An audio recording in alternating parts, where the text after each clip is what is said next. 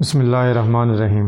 آپ نے بہت سی شخصیات کے قبول اسلام کے واقعات تو سنے ہوں گے، مگر یوسف اوک نامی لندن کے رہائشی کے ساتھ جو کچھ ہوا وہ بہت ہی منفرد ہے۔ ان کے اسلام قبول کرنے کا واقعہ اولڈ ٹریفرڈ میں واقع مانچسٹر یونائیٹڈ اسٹیڈیم سے قرآن پاک کے نسخے کی دریافت سے شروع ہوا۔ یہ سن 2007 کی بات ہے، اور یہ وہ وقت تھا جب یوسف مانچسٹر یونائیٹڈ کلب کے لیے کام کرتے تھے۔ ایک روز کام کے دوران انہیں اسٹیڈیم سے قرآن پاک کا نسخہ ملا۔ اسلام کو تلاش کرنے کے اپنے سفر کے بارے میں بات کرتے ہوئے انہوں نے بتایا کہ یہ تھوڑا عجیب تھا، یعنی اسٹیڈیم سے قرآن پاک کا نسخہ ملنا، اور جب مجھے وہ قرآن کا نسخہ ملا تو وہ تھوڑا گرد آلود تھا۔ اس نسخے کو دیکھتے ہی میرے اندر ایک احساس پیدا ہوا کہ میں اسے اٹھاؤں اور اسے صاف کروں۔ یوسف کے ساتھی نے انہیں متنبہ کیا کہ یہ کتاب ہمارے گھر میں نہیں ہونی چاہیے، میں اسے کوڑے دان میں پھینک دوں، جس پر یوسف نے جواب دیا کہ اس سے پہلے کہ تم اس قرآن کو پھینکو میں تمہیں کہیں پھینک دوں گا۔ یوسف کا یہ جواب سن کر ان کے ساتھی نے استفسار کیا کہ تم مسلمان تو نہیں ہو، پھر ایسا کیوں کہہ رہے ہو؟ یوسف نے جواب دیا کہ تم نے اس کتاب کی ایک لائن بھی نہیں پڑھی، پھر بھی تم اس کو فوراً پھینک دینا چاہتے ہو۔ یوسف کی پیدائش ایک مسیح خاندان میں ہوئی تھی۔ یوسف کے اس بھرپور دفاع کی وجہ سے قرآن کا نسخہ اس کے گھر میں موجود رہا، اگرچہ اس وقت یوسف نے ابھی تک اسلام قبول نہیں کیا تھا، لیکن وہ خود حیرت زدہ تھے کہ ان میں اسلام کا دفاع کرنے کی شدید خواہش کیوں پیدا ہو رہی ہے۔ انہوں نے اسے فطرت کی طرف واپس آنے کی خواہش کے طور پر بیان کیا، اور انہیں اپنے اندر چھپی اس خواہش کا احساس اس وقت ہوا جب وہ اور ان کے دوست اسپین کے ایک سیاحتی مقام پر چھٹیاں گزارنے گئے ہوئے تھے۔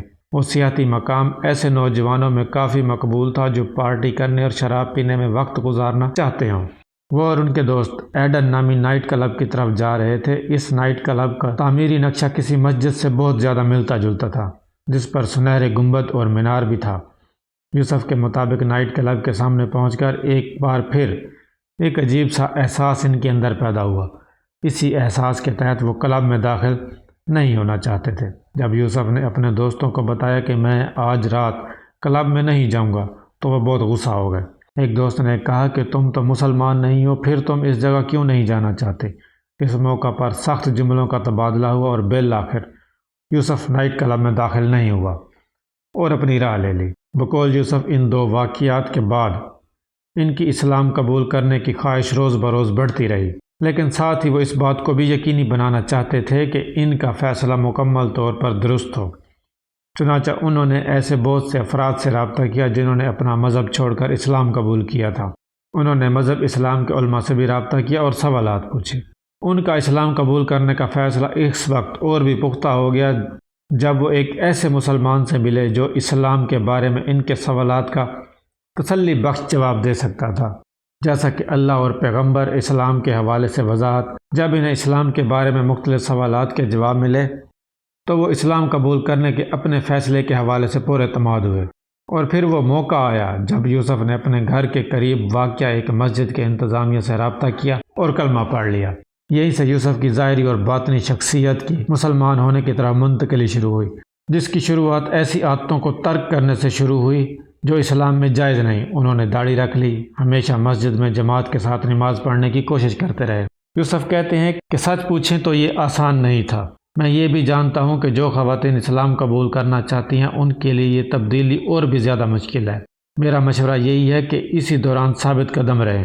جو خواتین اسلام قبول کرنا چاہتی ہیں انہیں مزید زیادہ طاقت کی ضرورت ہوتی ہے۔ اس کے علاوہ اسلام قبول کرنے میں ان کی مدد اسٹیپس ٹو اللہ نامی گروپ نے بھی کی۔